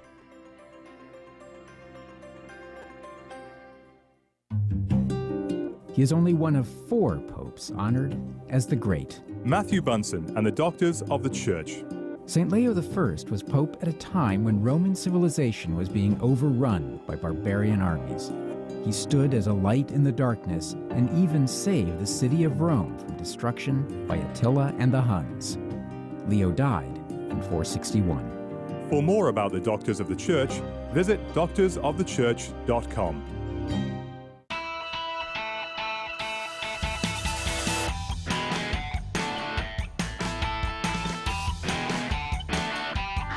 Welcome back to Catholic Answers Live. Jimmy Akin, our guest. I am Cy Kellett, your host. I don't know what's going on with the voice. It's coming in and out. I don't know what it is. I apologize for it. Let's go to Isaiah in Lincoln, Nebraska, listening on Spirit Catholic Radio. Isaiah, your question for Jimmy. Hey, Jimmy. So it's in our faith that the souls in purgatory rely on our prayers to be released from purgatory. No. No. No. It's in our faith that our prayers can assist them, but not that they have to have them. They don't require them. Okay. Because ultimately it's God. Yep. God's power that releases them. That's okay. right. So I guess going along with that, then, at the end of time, at that final judgment, is it simply God's power that releases those souls that are judged for purgatory? Or how does that work at the end of time when there's no one left on earth to offer those prayers? Well, there will still be people in existence, and so it's possible that that the blessed will be praying for those who are being transformed at that moment. It's also, but it's not essential that that happen. God doesn't need our prayers to purify someone in purgatory any more than He needs our prayers to cause something to happen in general. He can do it just because He's a good God. And so for everybody who goes to purgatory, it's just a temporary cleansing. It may or may not be extended in time. But however it happens, it's God that does it. No doubt the Son and the Holy Spirit both intercede for people who are experiencing that purification with the Father, intercede with the Father for people experiencing the purification because they intercede for Christians in general, according to the New Testament. And it's possible that the people who are already in heaven will be praying for people being purified. It's possible that people on earth will be praying, or who are, on the renovated new earth will be praying for people who are being purified, or depending on your chronology. I mean, it's possible for people who haven't died to be praying for those who are in purgatory. And it's even possible that people in purgatory are praying for themselves, because anybody can ask God. Even demons ask God things, and He allows them. Read the book of Job, or read the encounter with the Gadarene demoniac. Yeah, make us go into them. Yeah. All right. Isaiah, thank you for that very interesting question. We go now to John in Rochester, New York, listening on 92.9 FM. John, your question for Jimmy. Yes, my question actually has to do with John Paul II. Okay. And I have been listening to a teacher from a seminary in Florida. His name is Ryan Reeves from the Gordon Conwell Seminary. Okay. I'm not sure that I'm not familiar with him. I am familiar Catholic or not. Probably not. Gordon Conwell is a Presbyterian seminary or Protestant seminary. Okay. So in any case, Ryan Reeves had made a claim that during the Italian Mass in 2004, that John Paul II and the Patriarch of Constantinople had gotten together for the Mass and recited the Nicene Creed in Greek, leaving out the Filioque. Filioque, And I was wondering if there's any truth to that, and if so, if there's any implications from that. I believe he did. I'd have to, look it up just to verify, but that would be my understanding. The reason is that there's a couple of reasons, but one of them is that the Eastern Orthodox followed a different course of doctrinal development, and they don't include the filioque clause in their version of the creed. Filioque is from the Latin filius, meaning son, and the enclitic que, which you tack on to the end, it means and, so filioque means and the Son. It's the part of the creed where we say that the Holy Spirit proceeds from the Father and the Son. That's filioque in Latin. But in the East, they didn't follow that same doctrinal development trajectory, so they don't use it in their version of the creed. And so if you're trying to arrange an event where John Paul II is praying with the Patriarch of Constantinople and they're going to say the creed together, which version of the creed are they going to use? Well, they're going to use one they can both agree on. And so they could both say the Greek creed just fine without the filioque. Even though from John Paul II would say, as a Catholic, I believe the filioque, it's true. Mm-hmm. That doesn't mean that I have to mention it on every single occasion. Yeah. And so consequently, as an expression of joint Christian faith, they prayed the version of the creed that was acceptable to both. Furthermore, if memory serves, the Holy See has actually indicated that when the creed is said in Greek, the filioque is not to be used because there's a potential misleading connotation in Greek that they want to avoid. And so even in Eastern Catholic churches that are in full communion with the Pope, when they say the creed in Greek, they don't use the filioque in Latin that is used in Latin. They don't use the Greek equivalent of that because it could have a potentially misleading implication when it's said in Greek. At least that's my memory of the reason. Okay, John? Okay, thank you. Thank you very much. Brandon in Dallas, Texas, listening on 910 AM. You are up next. Your question, Brandon. Hi, how are you? Just fine. What's your question? My wife and I are coming into the church this Easter Vigil. Congratulations. And thank you. We're really excited about it. And we've heard some conflicting information. Some people have told us that we need to have our marriage blessed or something to be validated. Some people have told us we don't need that. Okay. Let me ask you some questions then. Have either one of you been married to another person before your present marriage? No. Okay, so this is a first marriage for both of you. Correct. Has either one of you ever been Catholic before? No. Okay, in that case, you were not bound by the church's requirement that Catholics get married in the church or get a dispensation. And so since neither one of you was married to someone else, you're presumably free to marry each other.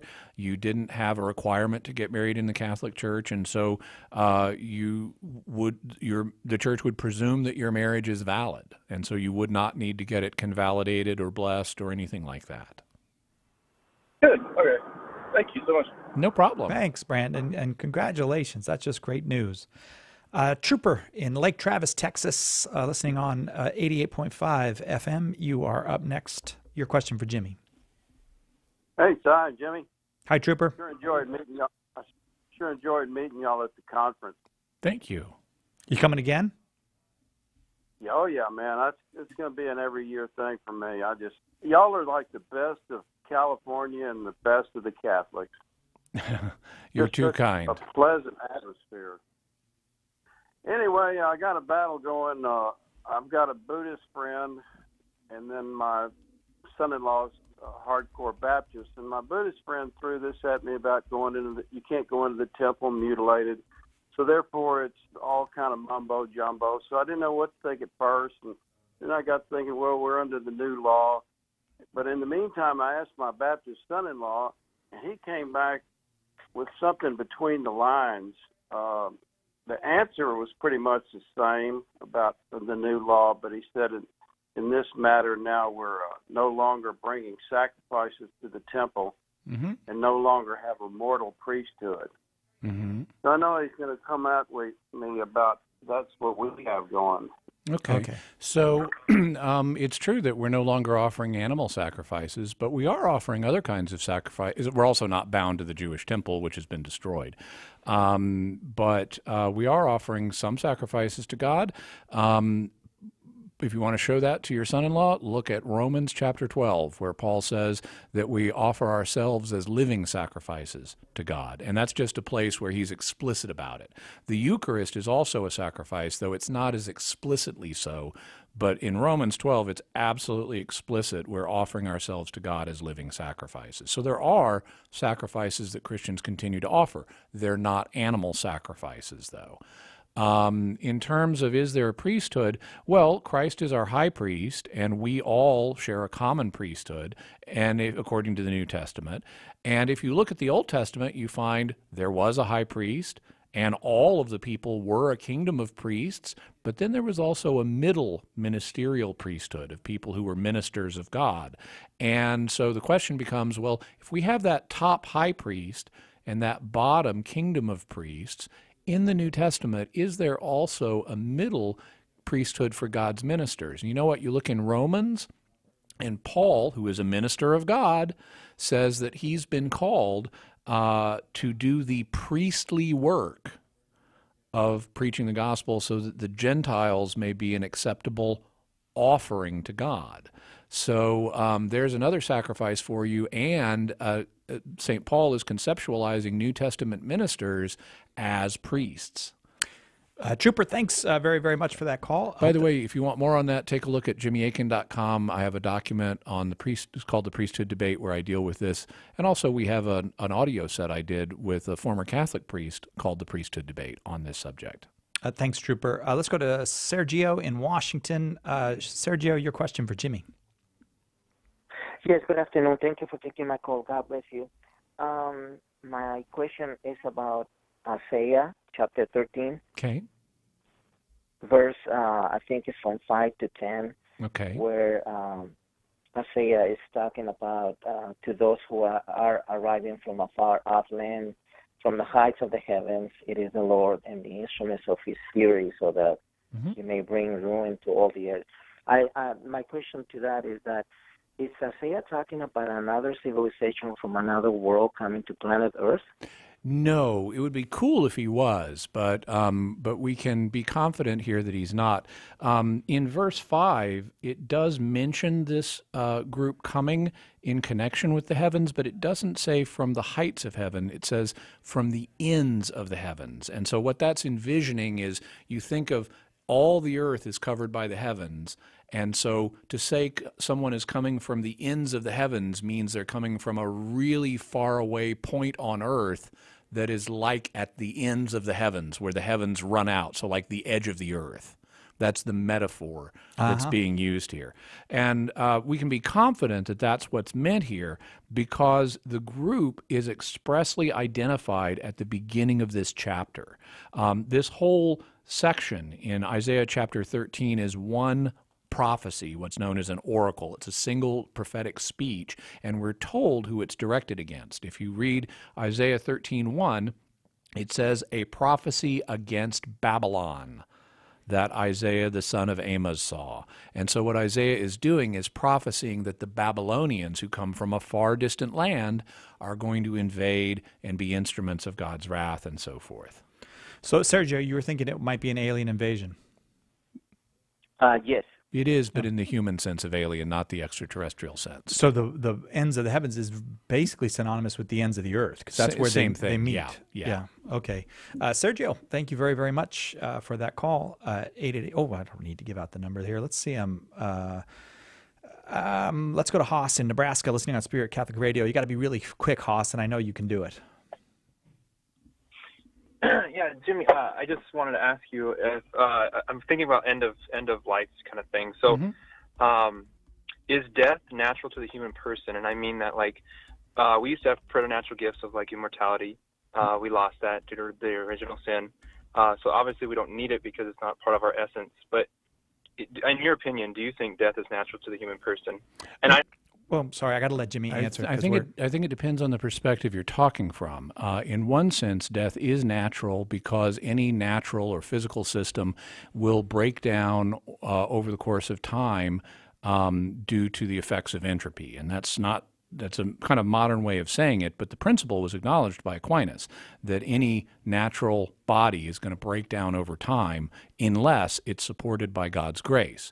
Now, because God gave us the opportunity to be immortal and not die, you could say, well, there's a sense in which it's not natural for us, but that's an accommodated sense because that was a preternatural gift, something beyond or in addition to what would naturally happen to our physical bodies.